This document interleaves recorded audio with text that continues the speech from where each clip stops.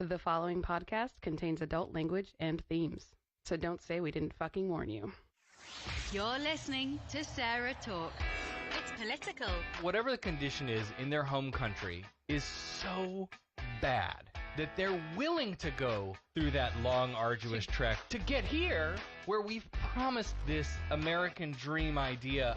The least we could do is when they knock on our door or help them. Critical. When was the last time a Christian was allowed to have a separate place to say their prayers? Look, you can literally bow your head at your fucking desk. They're like, why did he get the thing and I didn't get the thing? You didn't ask for the thing! And positively LGBT positive. Look, and whenever there's someone coming after my community, they are either wearing a MAGA hat, carrying a Bible, or more often both. Oh, and occasionally completely absurd. What the hell is in Idaho? Potatoes. Anyway? You could take a drill a Drill up hole a in a potato and fuck you'd a be potato. fine. Would you marry a potato though? Could that be okay? No, but you wouldn't have to marry a potato because a potato doesn't need consent for you to fuck it. And now, from Haines City, Florida, your host, Sarah Austin. Hey everybody, welcome to SarahTalk. I'm Stand Sarah by those Austin. words. Why don't I have sound? I don't know. Somebody been in here fucking around with the knobs again? Probably. There we go. Hey. I'm gonna have to put a... Wait, there is a lock on that door. You have to start using it. Why do the children come in here? Because they're chaotic. This is episode 161 of SarahTalk. You know what they say. Whoa. What do they say? Oh, that was kind of creepy there. That was really creepy. Whoa. Let me change some settings here. My God. It is April 13th, 2019, the year of not our Lord.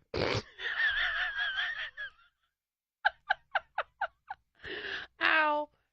Are you okay? No. Oh, I got pain. We are getting old. I laughed too hard and cracked a rib. We're sitting here waiting to start the show, and Becca goes, you need to do something with your hair.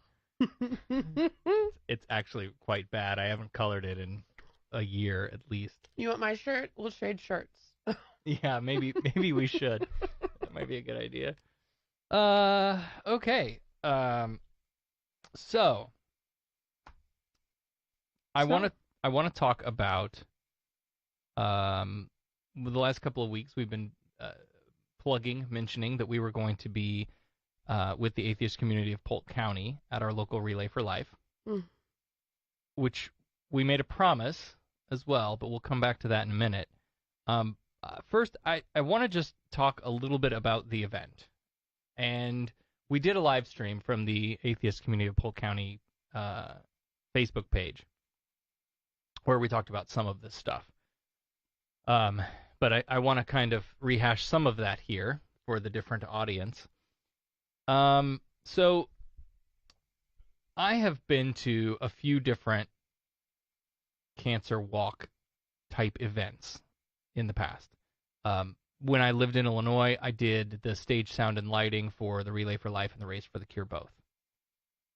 And those were huge, massive events, right? Like probably not as big as Orlando's might have been, right? But pretty big. Like the last relay I was at, we were in a parking lot of a community college. So it took up a lot of space. I don't remember people fundraising on site. Mind you, this was 20 years ago, right? But what a great idea. And there was a part of me that thought, like, well, if you're here, if you're at Relay for Life, then you're signed up on a team, right? It's not technically, like, open to the public to just come hang out. Certainly there were members of the public who rode their bicycles through in their Speedos. But for the most part, right, you registered on a team, you're there, you've probably already donated. And so I was thinking, well, that's kind of silly to fundraise at the thing. And then the guy in the hot pink bra.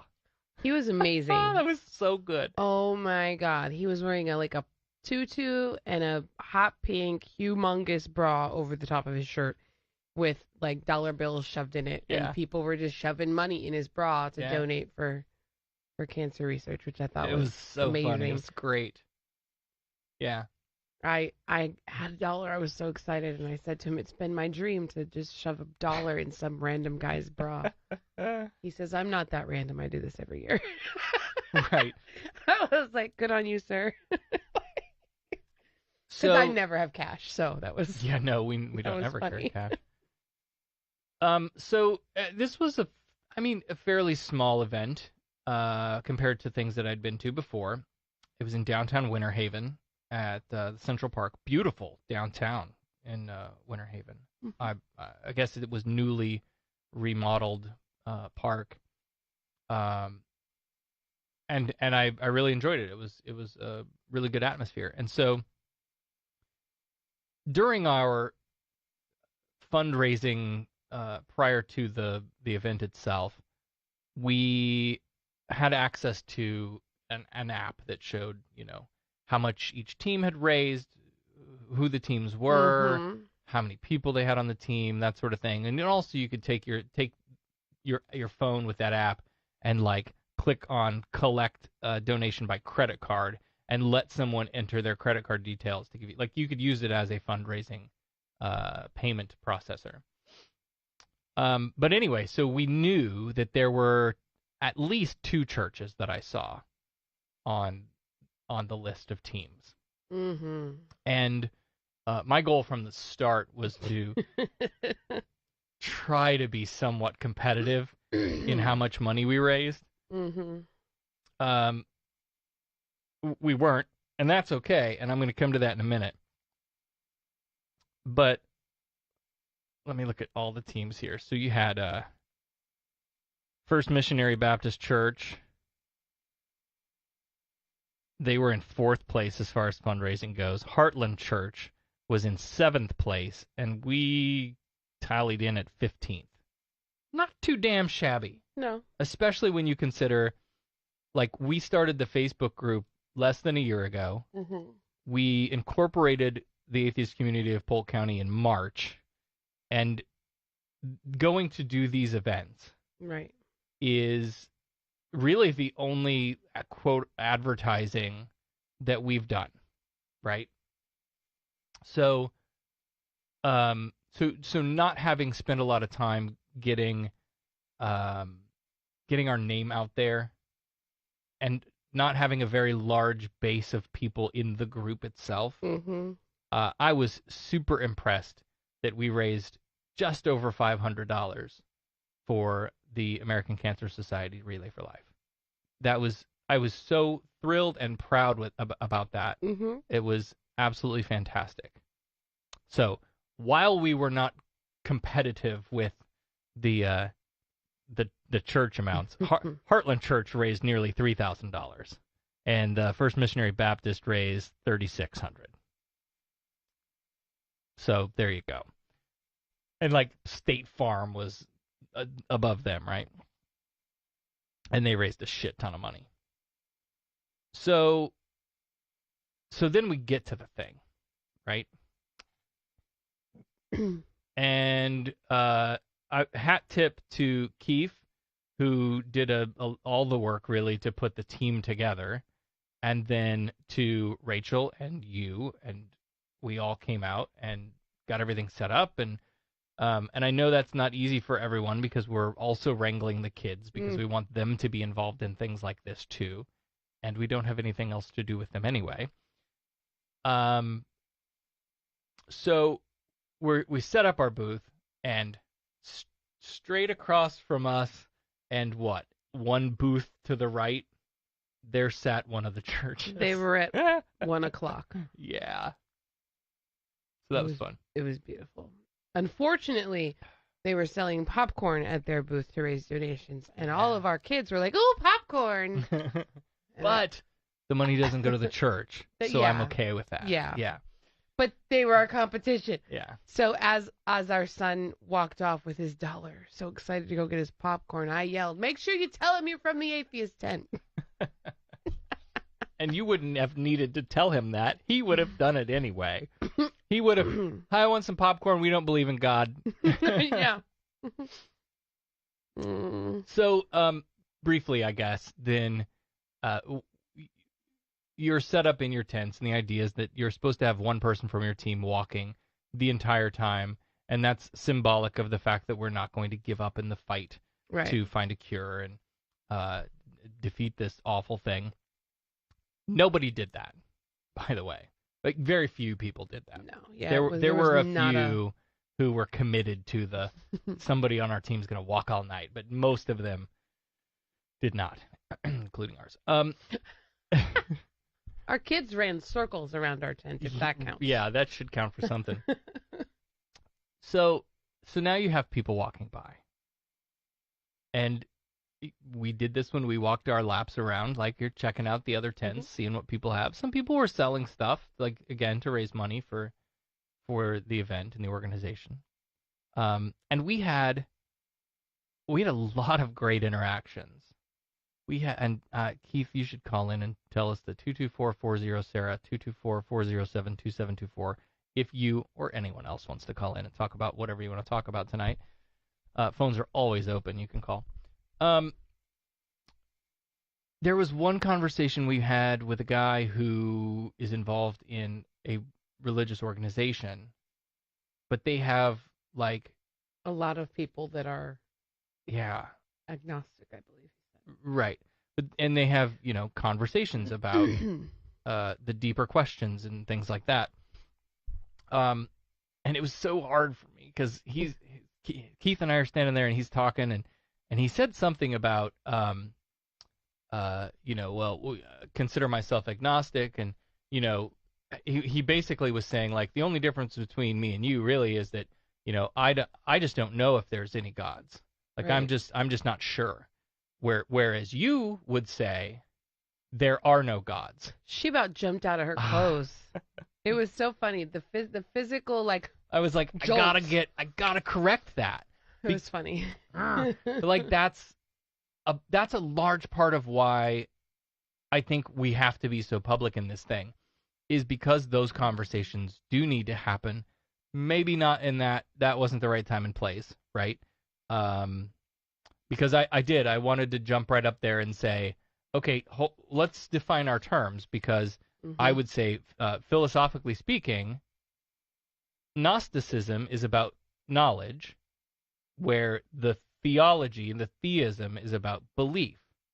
So, I do not have knowledge of a God, therefore I'm agnostic, and therefore I do not believe in a God, thus I am atheist. So I would be an agnostic atheist. You could be a Gnostic, a Gnostic atheist. That would be someone who knows there's a God and doesn't believe in him. Make that work out in your head. But in the rubric, that's how it works out. Wow. Most believers... Keith is calling. Great. All right. Most believers, while they don't know this, are agnostic theists. They don't really know that their God exists. Right. They just choose to believe in one. Hey, welcome. You're on SarahTalk. Hey, this is Keith. Keith, what's up? Nothing. How are you guys doing? Doing great. We're recovering slowly.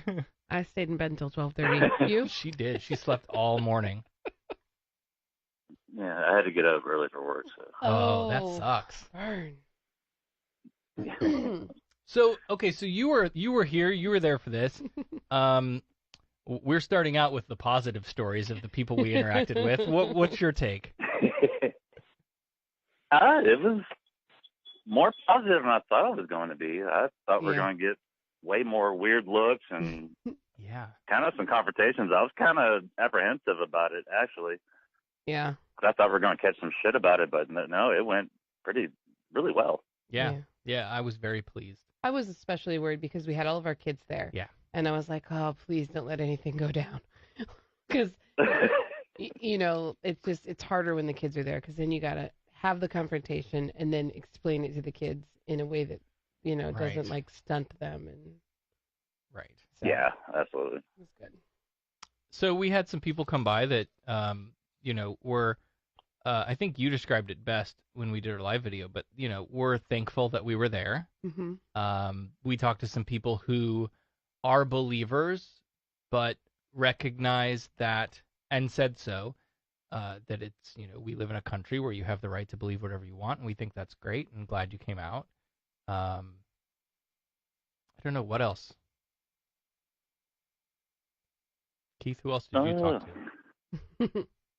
Well, I talked to a guy right afterward. After I said goodbye to you guys, I was walking to my car, and a guy pulled me aside, and he wanted to have like a deep conversation about our views, or like how I became an atheist. And he's a believer, but he wanted to he wanted to have like a deep conversation about it. It was just not the time. Both of us had to go. You're like, I gotta work in the morning.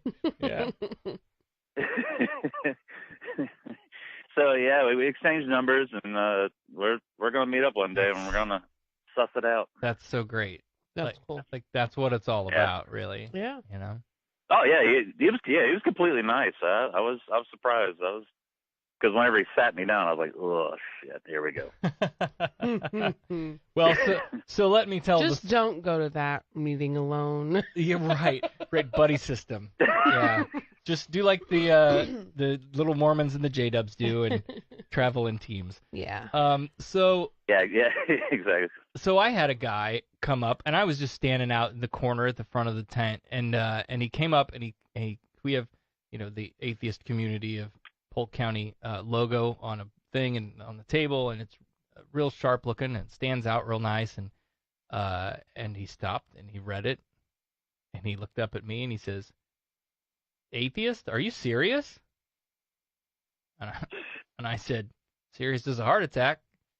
And I wish I had said serious as cancer, sir. This is why we're all here. And then he said he gave me a lovely Christian "I'll pray for you" as he walked away, and I let it go. I was the bigger person. But part of me was say, go on. What I wanted to say was, well, fine, sir, you can pray for me, and I'll continue donating to cancer research so that we can actually find a cure to defeat this thing, which your God has thus far refused or is incapable of providing. That's what I wanted to say. Exactly. Right? Exactly. Yeah. But that's cool, the guy you talked to afterwards. That's it. That's what it's all about, right? Like, and oh yeah, absolutely. My only regret with that guy is that he was so doxastically closed. He would not have had a conversation if we had tried. Oh, absolutely not. No. As much as I would have wanted to, right? As much as I would have wanted to say, "Hey, man, let's talk this out because obviously you've got the wrong idea about us," and I bet if we had a chat, you would find that we have much more in common than we have different. Literally, what we disagree on is whether your God exists or not. So. Yes, absolutely. That guy wasn't wanting any kind of conversation. No. I had much. I was psyched about the guy at the end. Yeah, it's a good end on a positive note too. Like that's really cool. Yeah. Yeah, absolutely. We had several people take our cards. Oh yeah. Asking about the various social media and groups and websites and how do I learn more. That's pretty cool. I haven't seen any new joins to anything in the immediate since then, but. Give it a couple of days. No, People really. Gotta clean their purses out. Yeah, no real way to know how, Yeah. I think they just wanted the free cookies. That's all they want. It's fine. Yeah, that's all. I think they just wanted the free cookies. Unlike the popcorn booth, I'm not gonna try to talk you into my Jesus in order to give you a. Right. Oh, here, have a tract cookies about just free. Jesus and a popcorn. Take the cookie. But I'm gonna make you pay $1.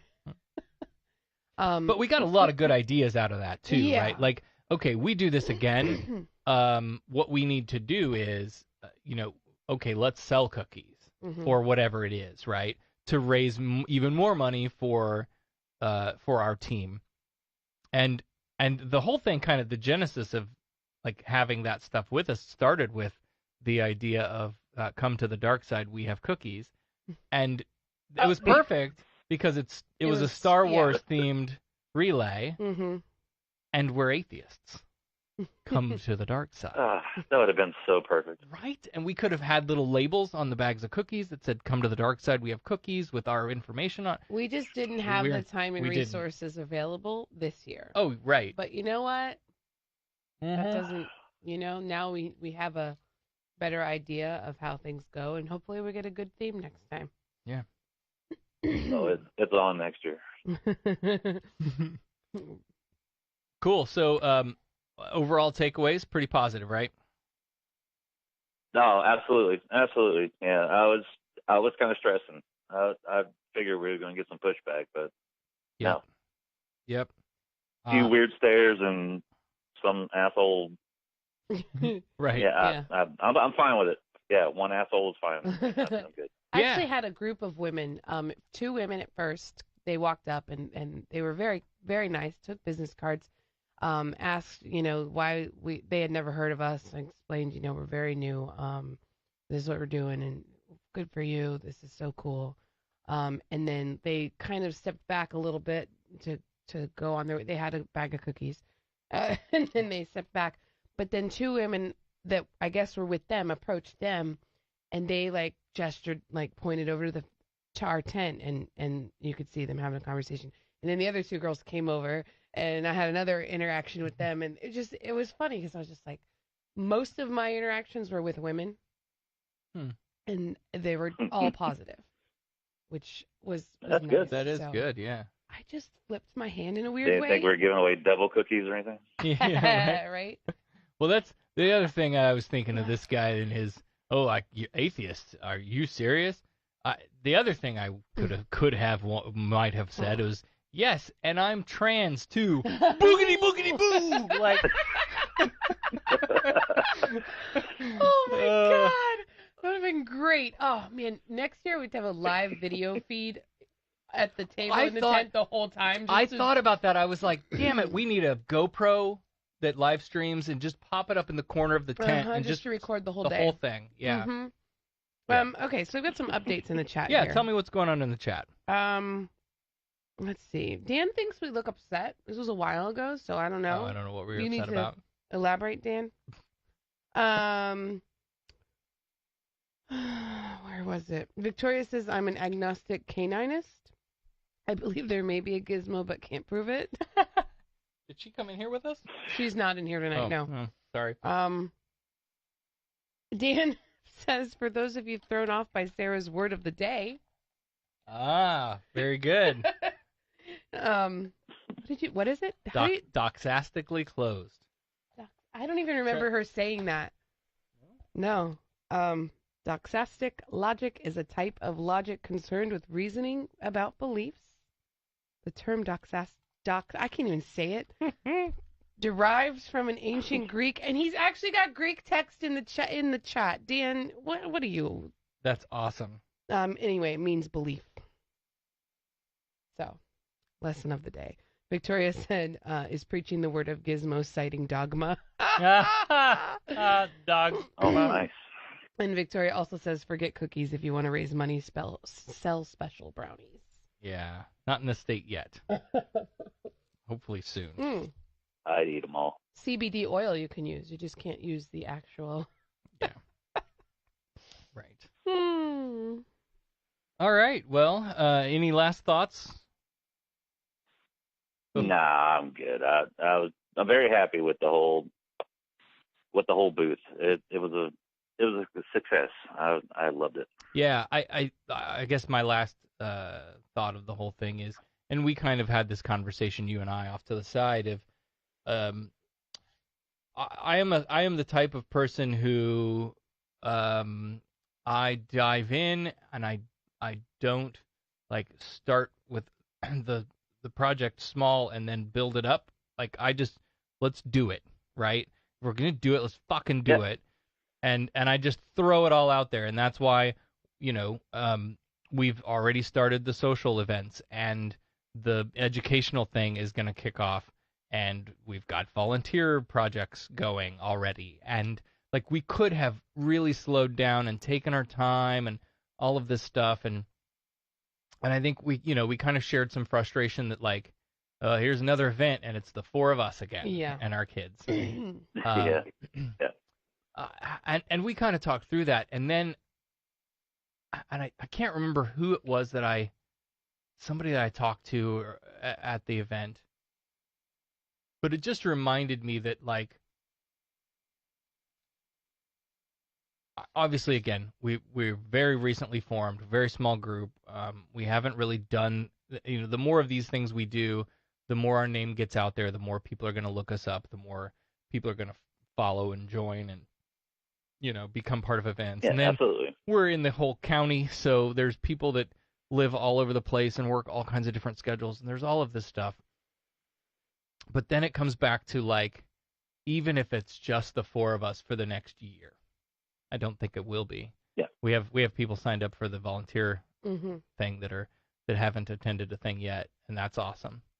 But even if it was, we have people in our group whose jobs could be on the line by being with us at an event, whose, and maybe not necessarily their jobs from an employer's perspective, but you take, like, teachers, right?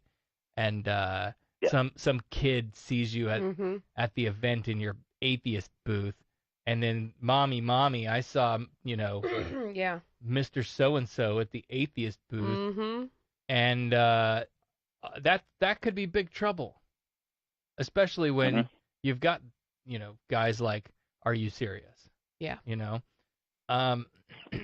So we want to protect them. In the meantime, we do these things specifically so that we're challenging those misconceptions and bad ideas that are out there in the community about what an atheist is and who we are and what we stand for, so that one day, hopefully one day sooner than later, those people who are teachers need not fear being able to outwardly identify as atheist. Yes. So that's what the takeaway is for me. My takeaway from all of that is, I guess we need to invest in some disguises for our friends who need their identities protacted.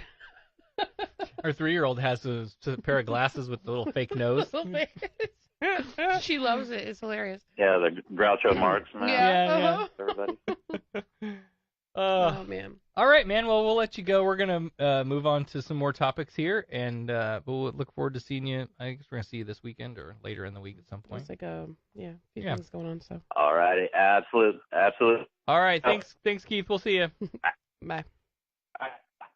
All right. So we offered to do a custom Florida man story. Offered? I think it was more like promised. We did. We promised. For anyone who donated to the Atheist Community of Polk County team for the Relay for Life, $30 or more. And we have one of those stories to award later in the show. You didn't think we were going to just give it up right now, did you? No. You must wait. Okay, so I want to talk about some news stories, and I don't have a ton, but obviously I think we're gonna go. It will go pretty long. Okay. So haven't heard that in a while. Just kidding. No, you're not. So as long as you get a break lined up, I don't care. Red alert.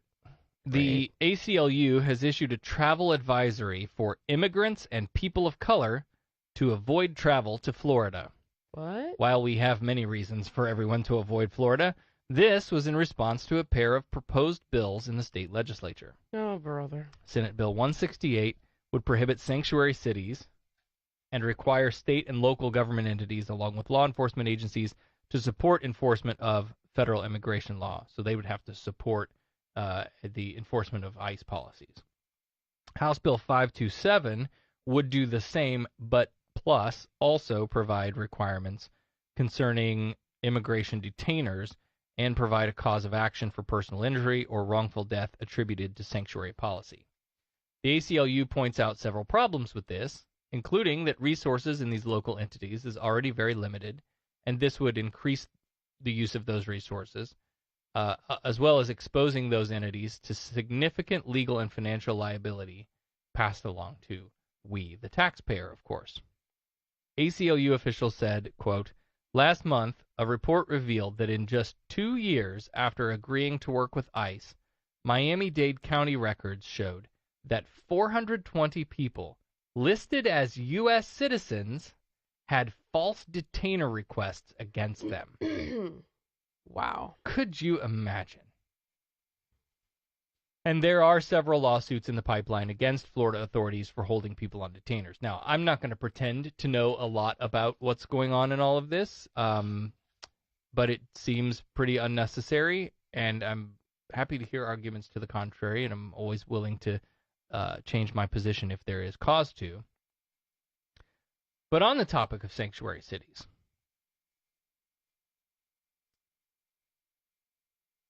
Trump said on Friday he is strongly considering releasing illegal immigrants, in scare quotes, into Democratic strongholds to punish congressional foes for inaction on the border.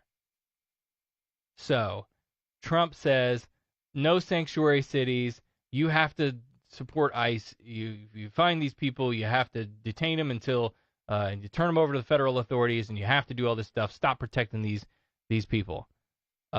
So, because you haven't done that, what we're going to do instead is we're going to release the lot of them into places like Chicago and New York City, and then you'll see how bad they are. I'm telling you, they're bad hombres. Wait till we release them into your city. If you did not need a reminder... That he is a terrorist? That he is a toddler. Well. Right? Wow. Trump tweeted, due to the fact that Democrats are unwilling to change our very dangerous immigration laws, we are indeed, as reported, giving strong considerations to placing illegal immigrants in sanctuary cities only. The radical left always seems to have an open borders, open arms policy, so this should make them very happy. Grow up and act your position at the very least. Act like a goddamn president. Not a child who does not know how to handle disagreements and arguments with people with whom you disagree. Whoa. Dan has coined a new word. Yes. Toddlerist. Yes. I have a toddler. I can say She's, whatever the fuck I want about it. She is definitely a terrorist as well. She is.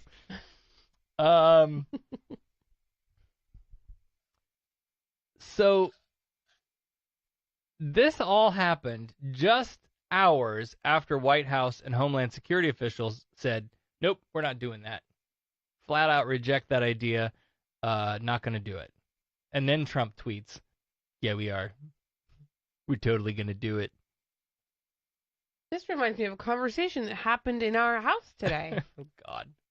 Baby has applesauce pouch. Open it. No, I will not. Yes, you will. She's a bossy little bitch, let me tell you. I'm in no way comparing my toddler to Donald Trump. However, you can see where the parallels lie. Right. So, I don't get it. Like, so the DHS and the White House said, nope, we're not going to do that, right? And their statements were nearly identical. That, nope, that's not a thing. We are rejecting that proposition. Could it be that they communicate with each other? Could be. But guess who they don't communicate with? The president. When he was asked about it by reporters, he said he was strongly looking at releasing migrant families into those communities. Quote, they're always saying they have open arms. Let's see if they have open arms.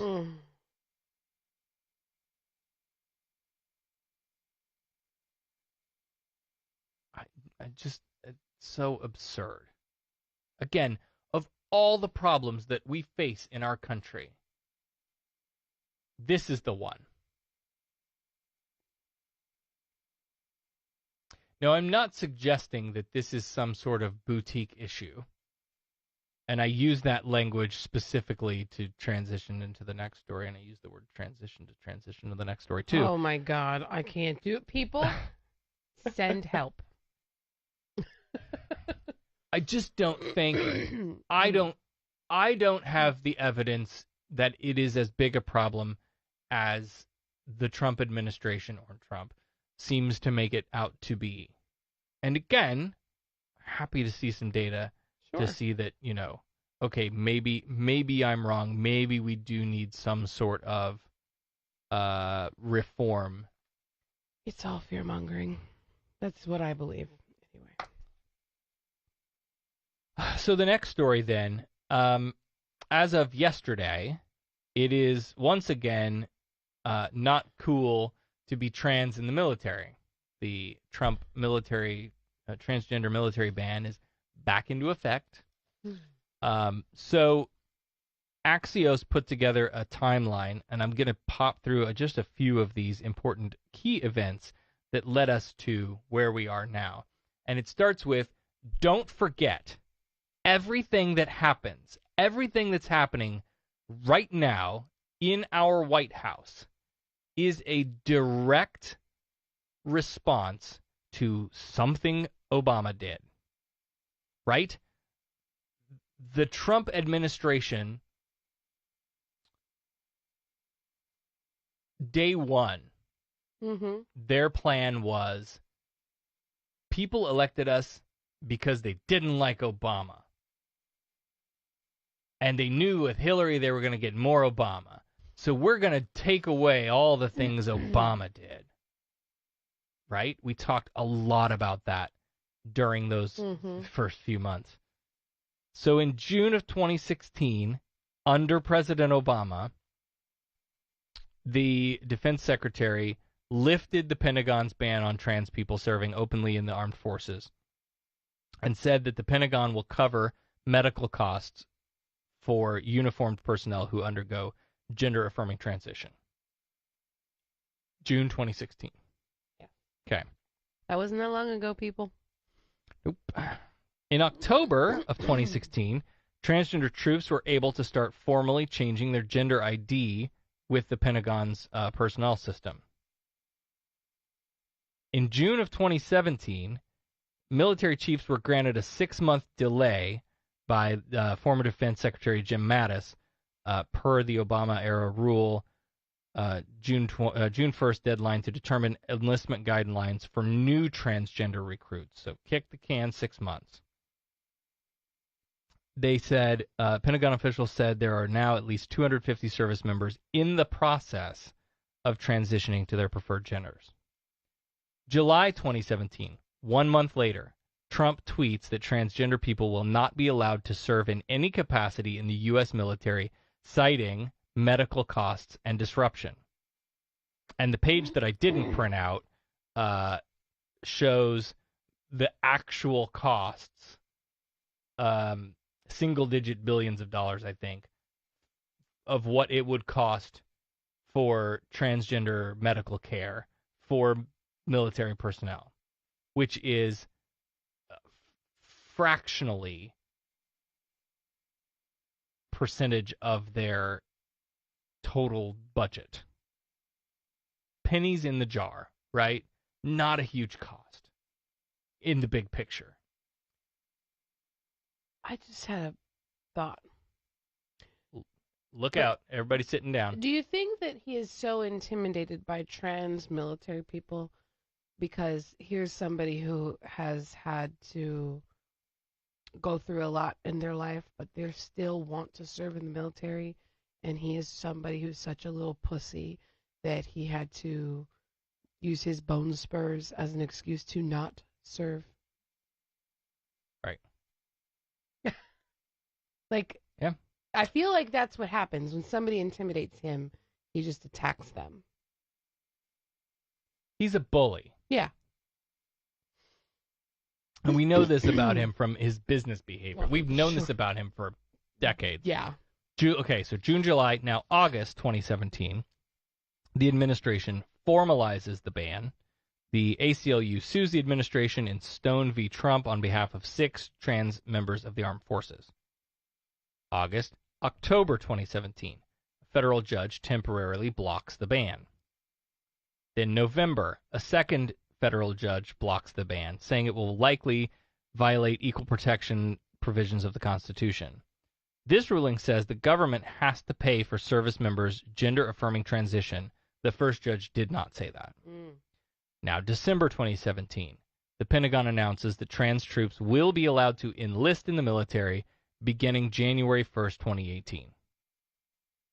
November 2018, the Trump administration, right, fast forward a year, we went from December 17 to November 18. Trump administration asked the Supreme Court to hear a challenge to the president's ban on transgender military personnel. January of this year, the Supreme Court lets Trump's transgender military ban proceed in a 5-4 vote. March, the Department of Defense approves an edited version of of Trump's ban, which bars transgender troops and military recruits from transitioning, requires most individuals to serve in their birth gender, and says, quote, a service member can be discharged based on a diagnosis of gender dysphoria, end quote. Now, the D.C. Circuit Court of Appeals dissolves the remaining injunction in Stone v. Trump. 2 days after Stone v. Trump is dissolved, the House passes a resolution 238 to 185 opposing the ban. And now here we are, the final version of Trump's transgender military ban goes into effect yesterday, which means no one diagnosed with gender dysphoria who is taking hormones or has transitioned to another gender will be allowed to enlist. And those currently serving could be discharged for doing so. Military personnel will be given, quote, a chance to change their decision, end quote. Stupid. Or given a chance to agree to serve in their birth gender before being discharged. So the argument is, you can be trans, you just can't be trans. As long as you don't have a diagnosis, you're not taking hormones, you can think whatever you want about yourself, but if you were born with a penis, then you better act like a man. Well, speaking of penises, yep. Keith says, but they can spend money on this. February 13th, 2015, Military Times analysis of Defense Health Agency data showed that in 2014, the Pentagon spent $84.24 million on 1.18 billion prescriptions for 8 different erectile dysfunction drugs like Cialis and Levitra. Right. Yes, like, absolutely. Absolutely. Oh my God. So the whole thing's infuriating, and I'm not a legal expert. Don't take legal advice from a podcast that really. There's one legal podcast you could probably take advice from, but they still recommend that you don't. And that is, what's our hope here, right? What are the potential outcomes?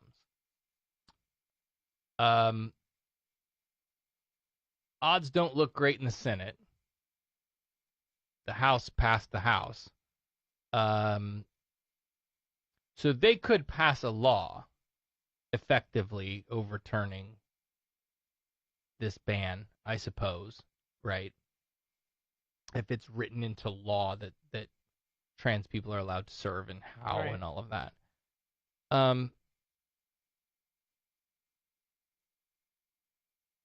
2020. Like, elections have fucking consequences, guys. Elections have consequences. And even, here's the bullshit of it all. Elections have consequences.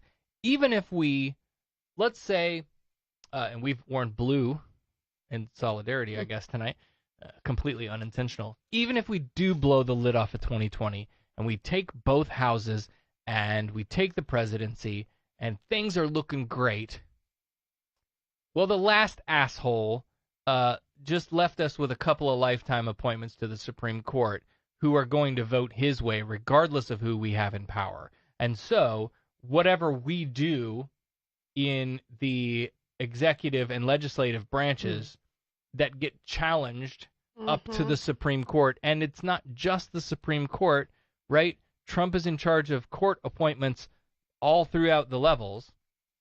Right. That's not good.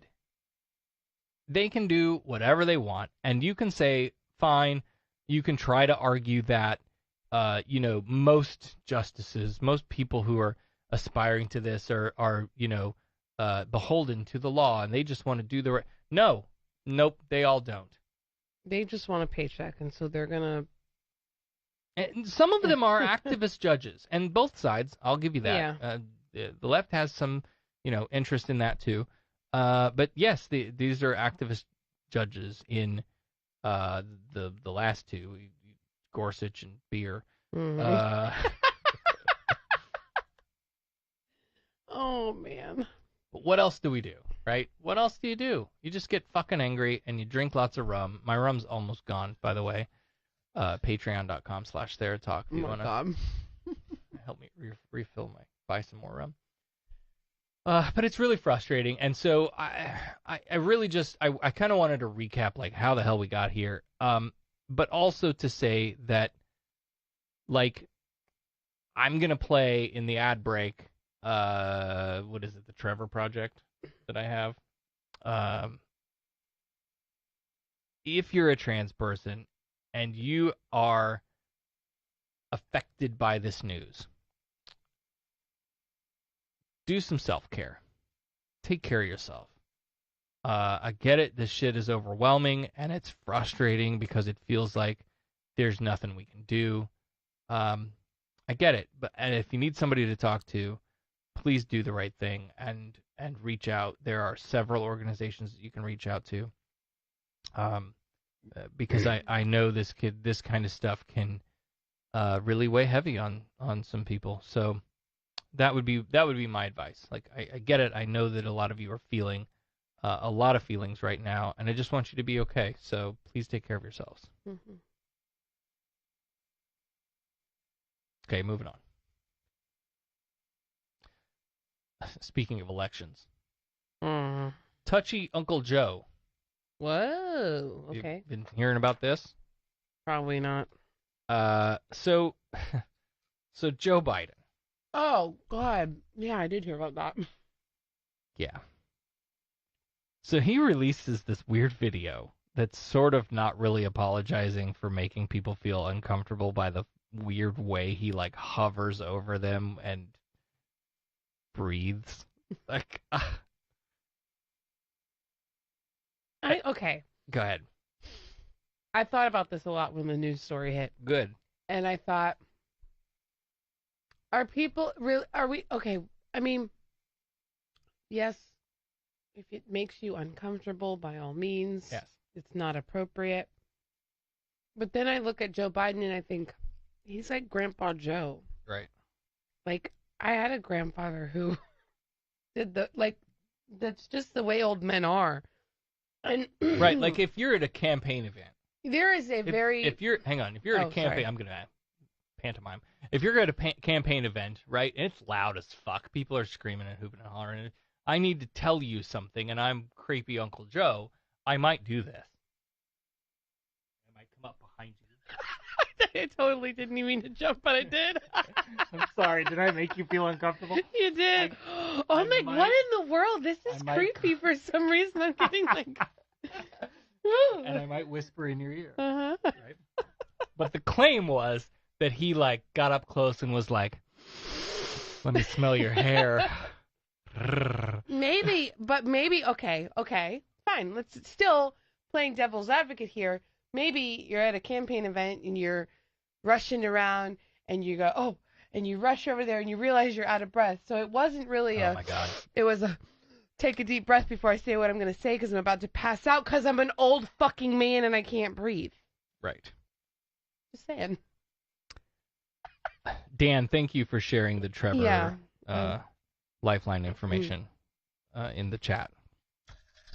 Very much appreciated.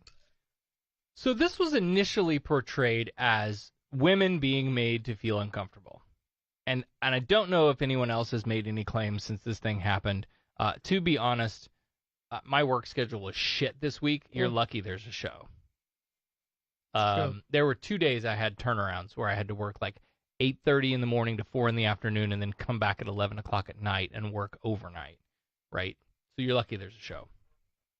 So I may be behind. You're also lucky. But Dan... There's a co-host. Because let me tell you, that was rough on me, too. But Dan will correct me, I'm sure. So somebody shared a meme in one of our groups. It might have been Keith. I can't remember. But it was basically like a collage of pictures of Uncle Joe basically doing this same maneuver to a bunch of men. Like, this is just how he talks to people. Exactly. So, he's touchy. Now, does that make him unelectable? Should it?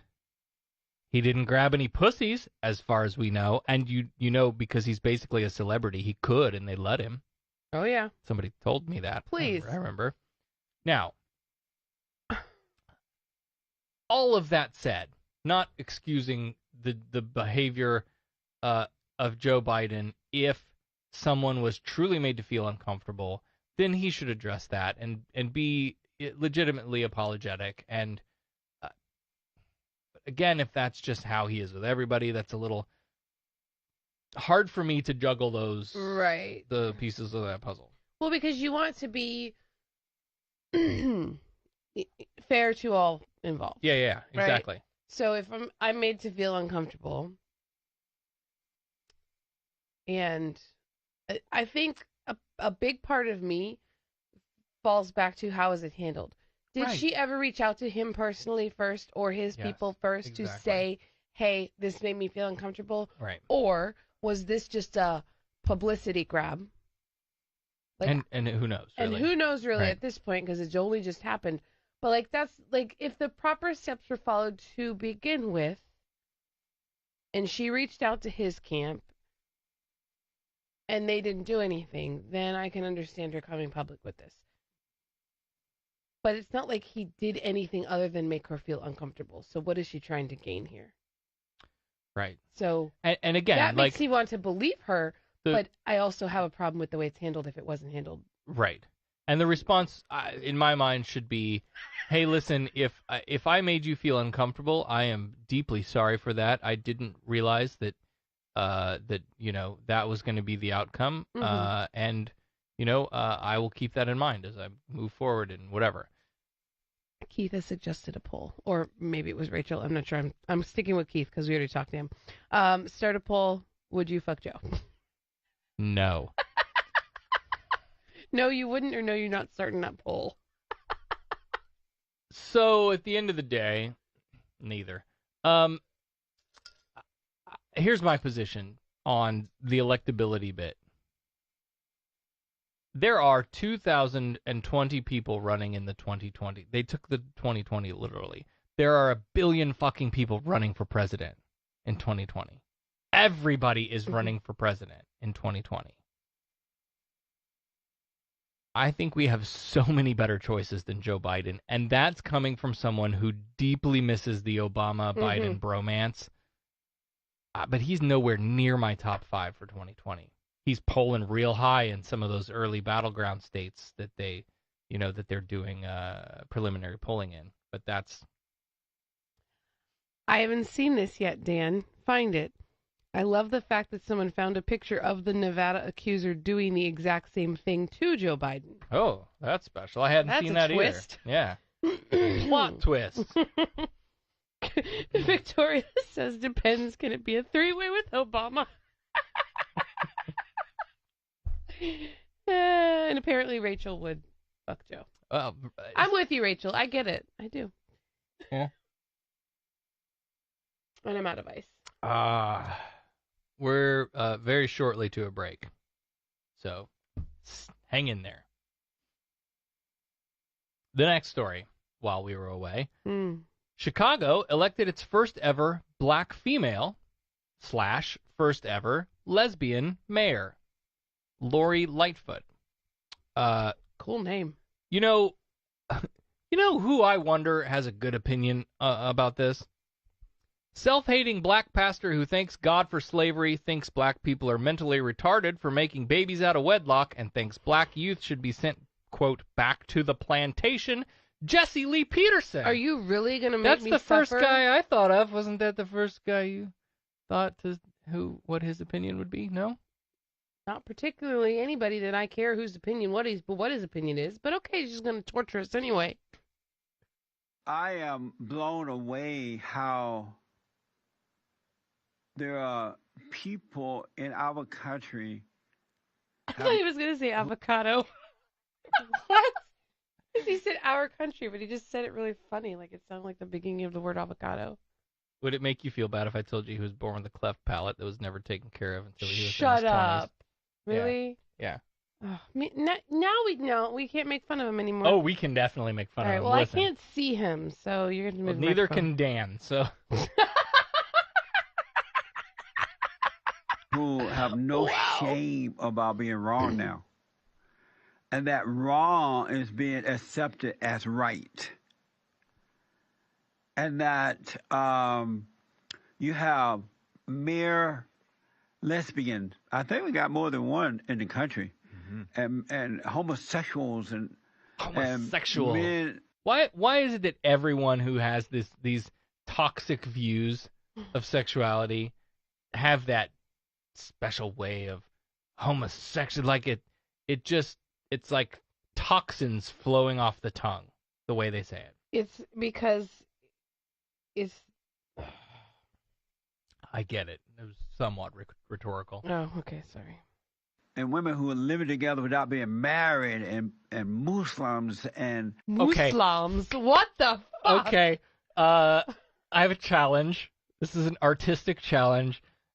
Someone please send me a picture of a Muslim. We're required to be a moose. Hey, John, I know you draw a sheep. Can you draw a moose? In a burqa, maybe? Is it a burqa that I might be getting really off base. Yes, it would just be like a black, like... This is really bad. We're horrible. Oh, I'm going to hell.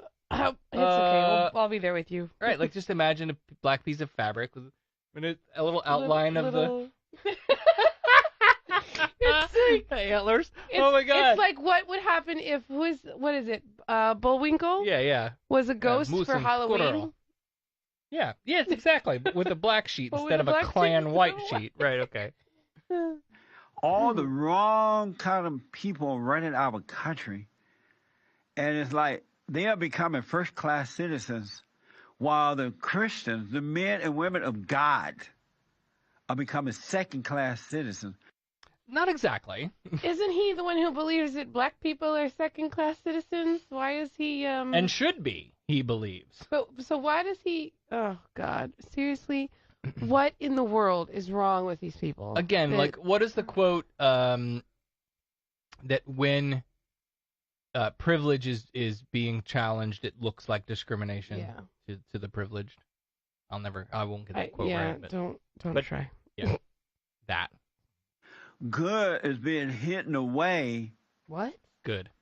Oh. While evil is being promoted as good. And the reason all this is happening, while all these lesbians and homosexuals and men and women living together and Muslims and others are taking over. I just can't not see them Muslim now. Somebody please send me that. Is it a that. lesbian Muslim? Somebody please draw me the picture of lesbian Muslims. Okay. They have rainbow burqas. Because of the women vote.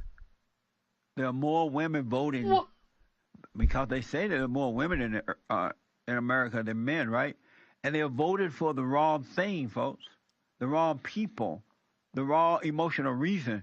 And the reason they're doing it because they don't have men to say no. What? Would you like to chew on that for a minute?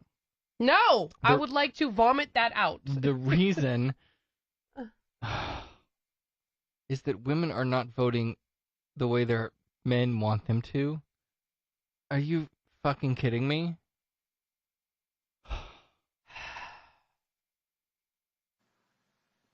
don't vote for that person. That's wrong. Here's why it's why it's wrong. They don't have men leading the way, and then women have convinced the men to vote for the homosexuals and other people.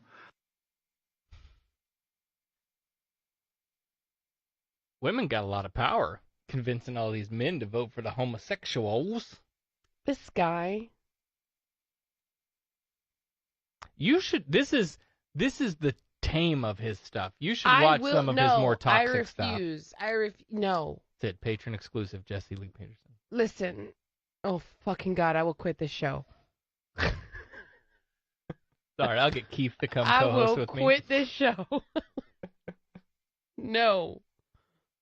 Oh. Were you gonna say something? I don't even know. He just makes me so angry. Oh, that was it. Victoria wants to know what the fuck this dude is smoking. Keith says, I hate this guy. Me too. Yeah.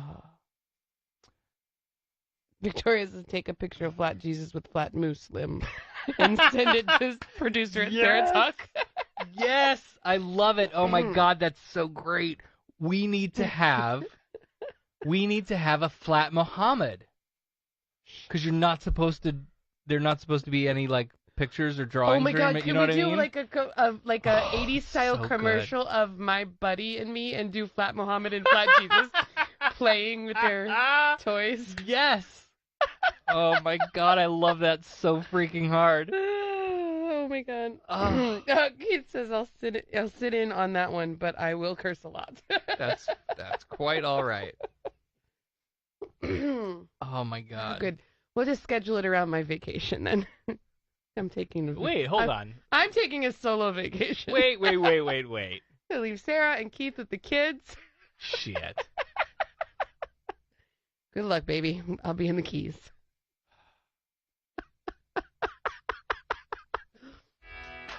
Let's take a break.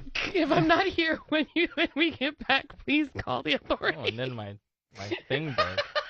You broke my computer. I did not. Bitch. I'm not even sitting over there. How could I have broken it? I don't know, but you did. I did not. Lies. Okay, let's try that again. Let's take a break. When we come back, Florida Man. Woo! And then we're done. But I have a ton of Florida Man stories tonight, so don't think that it's going to go we fast. We have Florida Man, and then we have something special. All right, we'll do that when we get back. You're listening to SarahTalk.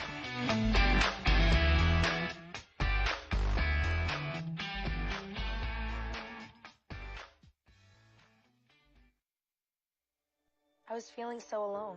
I was going through a really difficult time. I was embarrassed and a little scared. I didn't want to bother anyone. I didn't think they'd understand.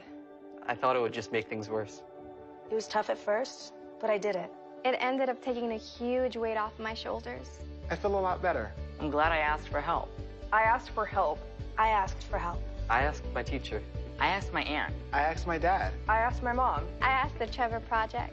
Now, I feel like I can get through this. I know that I am brave. You can do this. You can do this. You can do this. Ask for help. Ask for help. Ask for help. Ask for help. Whatever it is, ask for help. If you're thinking about suicide or need support, call the Trevor Lifeline at 1-866-488-7386.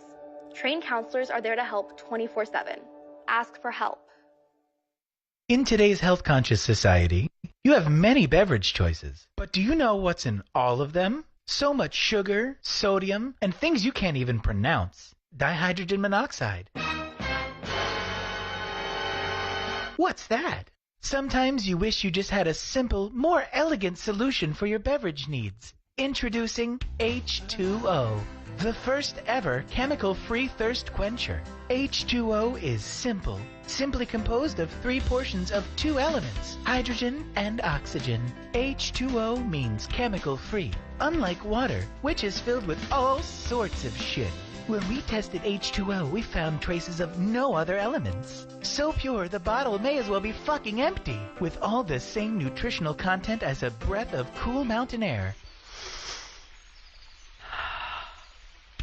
First widely featured on Goop.com, actress Gwyneth Paltrow revealed that she exclusively uses H2O for her vaginal steaming process. After all, why use water when you can steam it with H2O? So now we invite you to run out to your local garden hose and drink that shit. Remember, it's not water, it's H2O. H2O bottled by Flint Bottling Company in Flint, Michigan. Product not actually endorsed by Goop or Gwyneth Paltrow. Please do not use H2O for vaginal steaming, or better yet, please do not steam your vagina. H2O is actually just water. Water is a set of molecular compounds. It's a chemical. Everything is a chemical. Hello, my friends. This is Sister Mary Atheist of the Church of Religious Avoidance down here in Bumblefuck, Alabama. Now, my friends, my people, my brothers and sisters, do you feel lost? Do you feel that swelling urge to be a part of something better? Well, let the word of SarahTalk help you. If you've never known the word SarahTalk, learn it, live it, love it. Can I get an amen? No? Good, 'cause we don't do that shit around here. My friends, we must all remember that the good word of SarahTalk doesn't happen for free. So get yourself over to patreon.com/SarahTalk and help us spread the word. Plant that seed and help it grow into secular, peer-reviewed empirical evidence for the good of all. In the name of the Sarah, the Becca, and the science-based podcast, amen. Hallelujah and holy shit.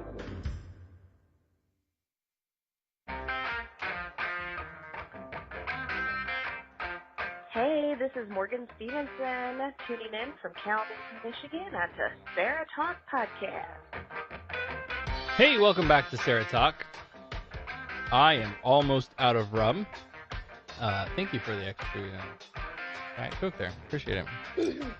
I'm almost out of rum, and you know what that means. It's time to go to patreon.com/SarahTalk and refill my rum. You can go to SarahTalk.com and click on the support us or donate or help us or get me drunk button or whatever it says. And we want to thank all of our patrons because you are all fantastic and you keep this thing going. I do have, and remind you, recently our patrons helped us purchase a mobile recorder. And so I've been thinking. Oh, watch out. Oh, I'm sorry. I didn't turn your mic back on. You cunt. Oh, you were out of the room. Getting you a drink. Yeah, thanks. I've been thinking, like, I might be able to use that to go out and do some street epistemology. Oh. And it sounds like Polk County needs it. Make sure you bring a buddy. Yeah. Keith, what you doing on Monday mornings? I'm going to need you to take Monday mornings off. When the baby starts VPK, then that kind of frees up my Monday mornings a little bit, and maybe we can go out to the park and do some street epistemology. Whoa. What about my time? You're volunteering. Oh, shit, it's not going to be Mondays anyway, because my days off are going to change. Okay, moving on. You see what she does For to me? as little as $1 an episode, you can support the show and help keep me drunk on Saturday nights. Or you can support the show by leaving a 5-star for free. Jesus Christ. See, this is why I need you. No. I believe that's causing. What is the buzz? Is it me? Is it my ear is like buzzing every time? Yeah, it's you. You can support the show for free by leaving a 5-star review on Apple or Google Podcasts or wherever you listen to the show. And please share the episodes with anyone you think would enjoy it or who you want to piss off. Share it with that guy who told me he was going to pray for me. Here. Now, you going to pray for me? Go to this website. You can submit your prayer there. For those of you who are patrons or who might be considering becoming patrons, we are due for the next full show, exclusive patron episode. And you get to pick the topic. Dan has already sent over a great list. Thank you, Dan. Those were some really great questions, and I'm excited to dig in and answer them. Mm-hmm. Those are good stuff. But if you're a patron, you can shoot us a message or post I made a post in the Patreon that you can reply to. If you become a patron, let us know. What do you want to hear? We'll talk about damn near anything. No? Just none of that asshole.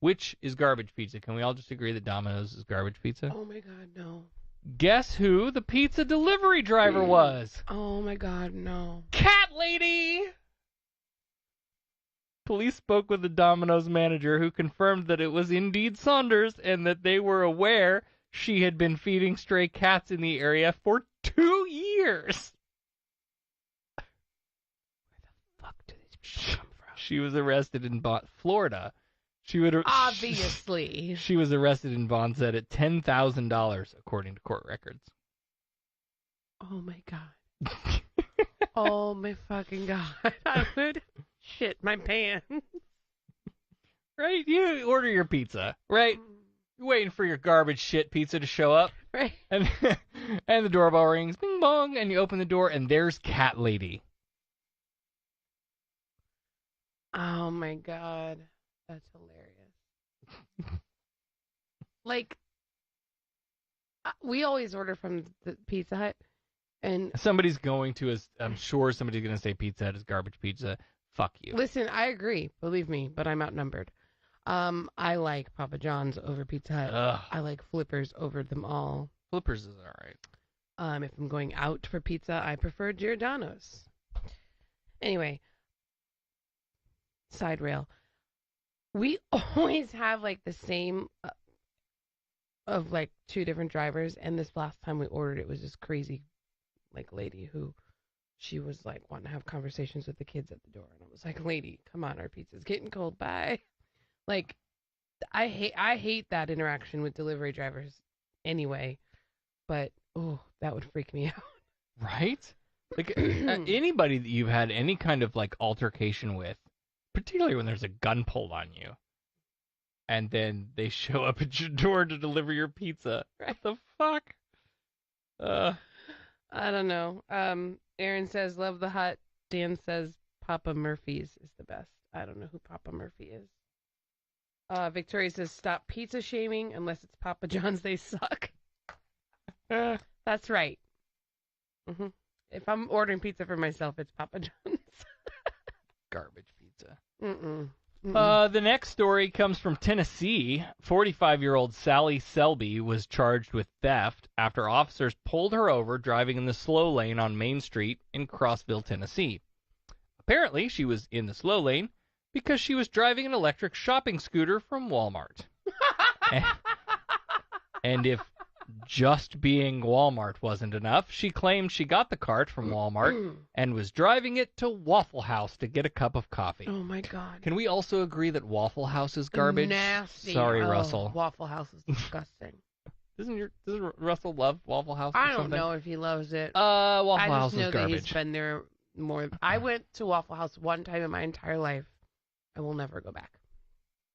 Now, I normally don't do this level of research into a story, but I had some serious unanswered questions, and so I Google mapped this place. Oh, my God. Okay, so this is a town of about 10,000 people. Oh, my God. You Google mapped how far the Walmart was from the Waffle House? I sure did.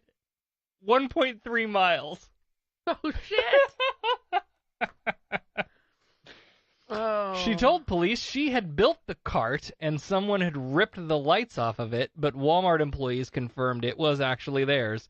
Investigators said surveillance video showed her entering the store, shopping with the scooter, then exiting and driving off through the parking lot. Never fear, the cart was returned to the store. That's good, because there's a shortage on those things. Before I had my knee surgery, sometimes I'd have to wait for a very long time before I could get a cart. Yes. And finally,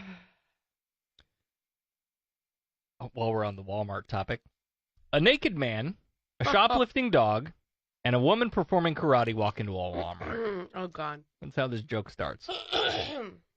On Wednesday night, officers were called out to a Wisconsin Walmart for a woman and her dog reportedly shoplifting items.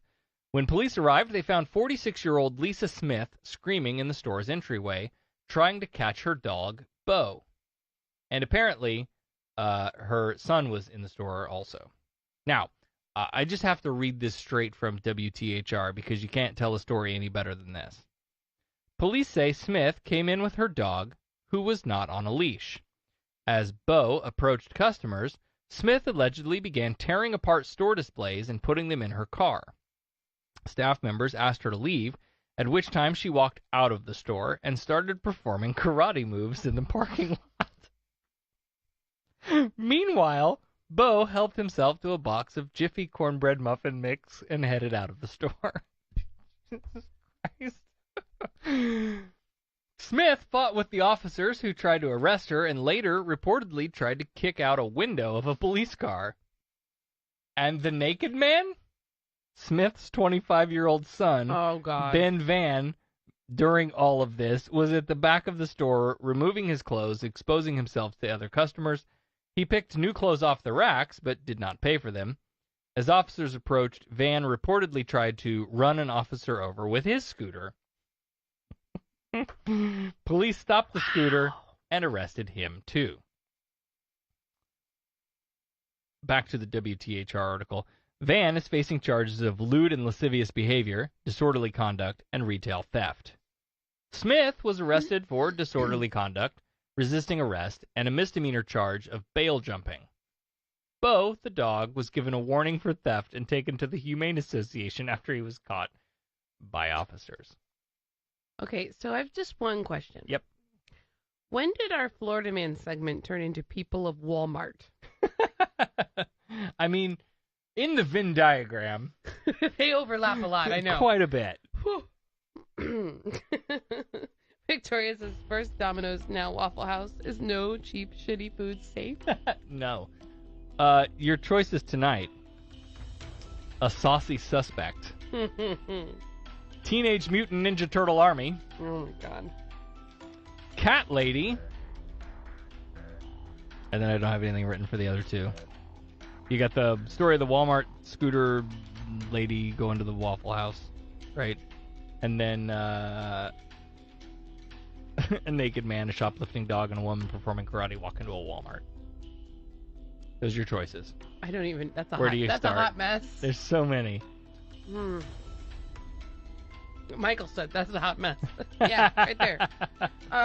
Wow. Okay. I've got to vote for the Walmart trio. Yeah, I think so. It's a 3-for-1 kind of story. Anybody else? I mean, I kind of like the Turtle Army guy too. Dan's voting for Walmart Karate, which is part of the trio. Right. That was a really good one. Yeah. Hard to top. Looks like Keith is voting for the Waffle House Scooter Brigade. All right. Well, if you want to comment, tell us what you think, go to the SarahTalk listeners group and type away. Also, keep sending these stories in. 2 or 3 of these were sent in by listeners, and I love it. I appreciate it. Well, they want to make sure you have a Florida Man story because... Oh, my God. When I don't do the Florida Man segment... Holy shit, watch out. Yeah. People are deleting their Patreon accounts. It's a mutiny. Absolutely. Okay, so before we go, we offered a custom Florida Man style story to anyone who donated $30 or more to our Relay for Life team. And one of you stepped up and smashed that challenge to fucking bits. So we have one of those stories to award now. Are you ready? Such an overachiever you are. It's so good. We love you. All right, you ready? Mm-hmm. I'm so excited about this story. All right, let's see if I can pull it off. The first time I read it, I was sober, and now I've been drinking. So there's a lot of tongue twisters. I just bit my lip. I was so excited about the story. I bit my lip. Just so you should know. A Missouri man was arrested this week after installing an unauthorized religious display on the grounds of the Capitol. Show Me State employees arrived at work Friday morning to find a giant cross on the north lawn. Hung upon the cross, in a Jesus-like fashion, was an otherwise perfectly good, although rapidly dying, sheep, crown of thorns and all. Anonymous tips from the community eventually led investigators to the home of St. Louis area artist John Willis, where the story takes an even darker turn. Investigators entered Willis's home, where nearly every wall was covered with various sketches of sheep. Just sheep. Happy sheep, sad sheep, sheep engaged in all sorts of filthy acts and questionable situations. And in one of the rooms, a much larger plot unfolded. Over 70 renderings labeled The Crucified Lamb, images similar in nature to the live display found at the Capitol, but each drawing featured a sheep hung to die on a cross at a different location in Missouri. The Gateway Arch, Union Station, even Mark Twain's boyhood home, and the world's largest fork were among the sites Willis planned to hit. According to an arrest affidavit, Willis, the serial sheep slayer, said his art installation was meant to convey the message that we're all just sheep blindly following some idiot shepherd to a meaningless death. John Willis was arrested on charges of being bad.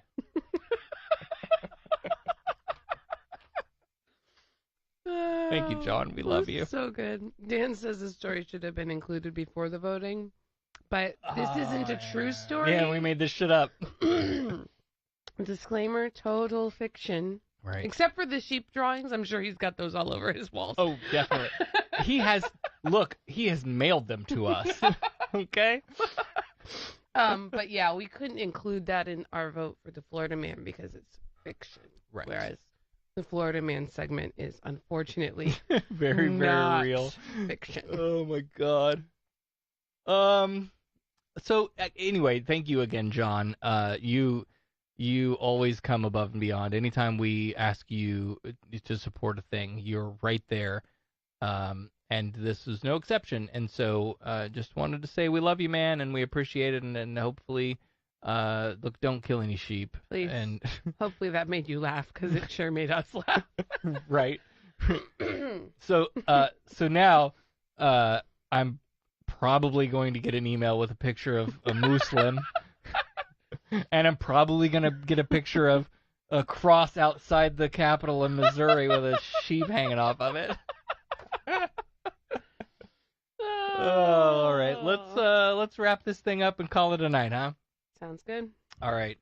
Well, as always, we want to thank you all for listening. Thanks to the patrons for patroning. Thanks to Mayor Lori Lightfoot. How great is that? And thanks to John Willis for being bad. Oh, my God. We'll see you again Saturday on the Facebook Live. You've been listening to Sarah Talk. Sarah Talk is made possible by listener support. Visit patreon.com/SarahTalk to become a patron and help keep this program going. Contact Sarah and Company by email at producer@sarahtalk.com or call 224-40-SARAH. That's 224-407-2724. And follow us on social media, facebook.com/SarahTalkRadio and on Twitter @SarahTalkRadio. The opinions and information provided on this show are intended for entertainment purposes only. All opinions are solely that of the hosts and their guests.